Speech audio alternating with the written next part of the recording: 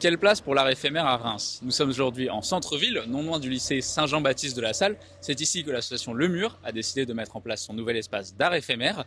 Aujourd'hui, nous avons rendez-vous avec cette association et l'artiste Nadège d'Auvergne qui exposera pour les 3 prochains mois. Allez, c'est parti!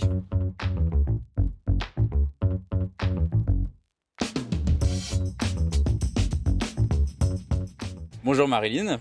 Bonjour. Alors, on est aujourd'hui au Mur, c'est pour le premier changement d'artiste depuis sa création en mai 2022. Est-ce que vous pouvez nous parler un peu de la jeunesse de ce projet? Oui, donc en effet, premier changement, puisque donc la vocation des murs on fait partie d'un réseau en fait de murs France, Belgique, Luxembourg. Ce sont des associations indépendantes. Et donc nous, on a créé le Mur de Reims, justement pour permettre à Reims d'accueillir des artistes que les habitants de Reims n'ont pas l'habitude de voir sur cette ville. Et donc l'ambition est d'avoir 4 artistes invités par an. Le but, on voit actuellement qu'il y a la promotion de Reims, capitale européenne de la culture. Est-ce que ce projet s'inscrit justement dans cette démarche? Déjà, il s'inscrit dans la ville de Reims, donc on est heureux et heureuse de pouvoir le proposer aux habitants de Reims. Et en effet, il s'inscrit avec Reims Capitale Culture 2028 pour donner à notre ville le maximum de chances de pouvoir avoir une candidature avec succès. De réussir cette candidature, et en plus ils nous soutiennent, donc ils vont soutenir plus particulièrement l'arrivée du prochain artiste qui est un artiste tchèque au mois de novembre. Et il faut savoir que la République tchèque et la France sont en lice actuellement toutes les deux en parallèle pour la candidature culture. Bonjour Nadège d'Auvergne. Bonjour. Vous êtes donc l'artiste qui a été sélectionné pour mettre votre œuvre sur ce mur de début août jusqu'à novembre 2022. Est-ce que vous pouvez un peu nous parler de votre art? Qu'est-ce que vous allez représenter? Oui, alors en général, je représente souvent des figures humaines, des détails, des visages ou mains, et je m'inspire beaucoup de l'art classique. Donc ma façon de procéder, c'est en fait un petit peu toujours la même, c'est-à-dire que je vais chercher à me relier au musée de la ville dans laquelle j'interviens. Déjà, c'est histoire pour moi m'instruire et puis connaître un petit peu les pièces qui y sont. Et ensuite, je trouve que c'est intéressant de sortir un petit peu des éléments du musée pour les mettre dans la rue. C'est-à-dire soit pour donner finalement envie aux gens d'aller au musée parce qu'ils découvrent voilà, un élément en plus d'un tableau, ce qui fait que ça pousse à aller vraiment le voir en vrai. Donc je trouve que ça fait une sorte de synergie comme ça qui est assez intéressante. Voilà. Moi, je vais me puiser là-bas et puis ça fait un lien avec les habitants. Alors on le voit, votre œuvre est composée de centaines, de milliers de petits traits. Oui. Comment vous le cataloguerez? Du pointillisme? En fait, tout à fait, ça s'inspire beaucoup des impressionnistes et de la technique qui s'appelle le mélange optique. Donc c'est une façon de créer les couleurs. Moi, il se trouve que je ne savais pas que ça s'appelait comme ça, parce que en fait, je manquais de couleurs. Je travaillais avec un certain type d'outils et c'était des outils assez chers, et du coup, j'avais peu de couleurs. Et je sais pas, par exemple, j'avais un jaune et un vert foncé, et du coup, c'était compliqué pour moi d'obtenir un vert tendre, voilà. Et en croisant les deux couleurs, finalement, j'obtenais la mi-teinte que je recherchais. Donc c'est vraiment je dirais par aridité au niveau de mes outils que du coup j'ai développé une façon de créer des couleurs. Et ça a une particularité, si vous voulez, c'est que au final ça donne quelque chose de très vibrant. Un petit peu comme la touche des impressionnistes, très vif aussi, très lumineux, parce que les couleurs sont posées, je dirais, de façon très intense. Et ensuite, elles s'additionnent optiquement, c'est-à-dire que de près, on voit une sorte de maillage un peu abstrait. Souvent, j'entends dire que des petits poissons, des petits bancs de poissons.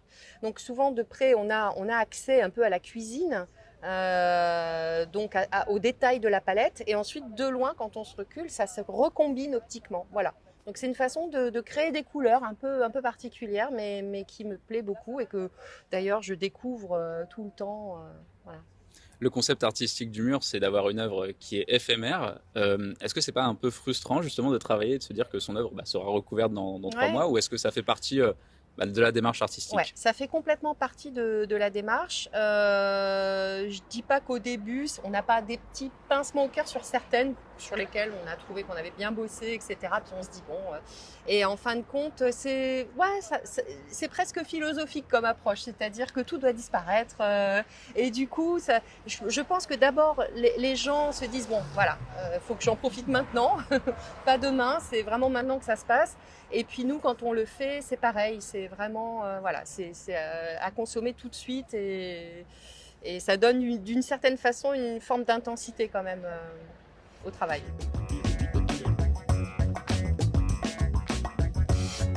Bonjour Anne-Marie, Bonjour Guillaume. vous êtes guide touristique spécialisé dans le street art à Reims. Est-ce que vous pouvez nous présenter le lieu où nous sommes actuellement? Oui, alors nous sommes donc dans le centre-ville de Reims, exactement à l'île aux Jadars, où donc il y a cette cheminée qui est derrière moi et où en 2018, dans le cadre du Boom Bap Festival, a été réalisé donc ces 3 œuvres par 3 artistes différents. Qu'est-ce qui vous a donné l'idée justement de créer ce circuit touristique du street art que vous proposez? Alors c'est pas une idée que j'ai eue par moi-même, c'est aussi venu de l'Office de tourisme de Reims. En 2017, on s'apercevait qu'il y avait différentes villes en France qui commençaient à proposer des circuits street art et on s'est demandé si c'était possible à Reims. Et je me suis dit pourquoi pas essayer de relever le défi. Et l'idée aussi, c'était de sortir un peu du centre-ville, même si aujourd'hui on y retourne. Mais en tout cas, il y a la possibilité de voir du street art dans presque tous les quartiers de Reims maintenant. Alors quand on pense à Reims de l'extérieur, on pense un peu à Cité des Sacres, on ne pense pas forcément à street art en premier. Est-ce que vous pouvez nous expliquer quelle place occupe le street art à Reims?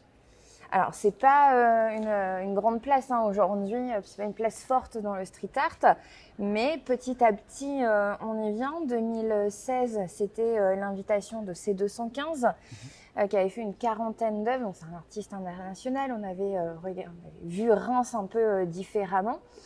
Et puis, les artistes rémois commencent aussi à émerger. Là, on n'est pas vraiment dans un endroit très passant, donc en fait, il faut se rendre dans des petites rues, c'est ça le conseil? Il faut changer son parcours quotidien. Ça, c'est sûr. Pour le rémois, s'il veut s'intéresser au street art, forcément, il ne va pas prendre les grandes artères et les rues les plus communes, les plus passantes.